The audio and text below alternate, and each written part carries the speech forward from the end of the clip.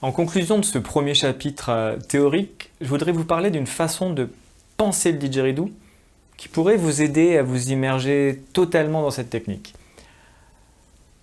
Le jeu wobble, tel que je l'entends, est basé sur le fait que notre respiration, ça va être un son que nous allons utiliser musicalement comme un élément rythmique, mélodique et comme une texture.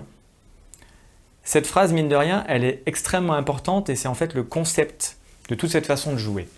Utiliser la respiration comme un son au lieu de faire un son parce que vous avez besoin de respirer. Vous voyez le truc? Ce concept, il va confronter deux façons de jouer du didgeridoo. La première qui pourrait être, pendant qu'on est en train de jouer, « Oh, j'ai besoin de respirer, donc je vais respirer dès que je peux et ça va faire un son. » La philosophie du jeu wobble tel que je l'entends, ce serait plutôt j'ai envie de faire ce son spécifique et c'est un son de respiration. Donc si je décide de faire ce son, il va me faire respirer. Et vous verrez que c'est une façon très différente de penser le jeu ainsi qu'une façon assez différente de composer et de créer des rythmes. Peut-être que c'est nouveau pour vous, peut-être que ça ne l'est pas du tout, peut-être que c'est déjà le cas, c'est peut-être comme ça que vous composez et jouez le didgeridoo.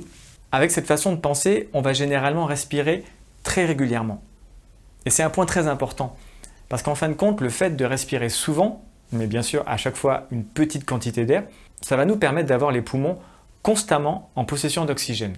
Et donc des poumons bien oxygénés, c'est aussi nos muscles, notre cerveau, tout notre corps qui va être bien oxygéné. Et cela, c'est extrêmement bénéfique.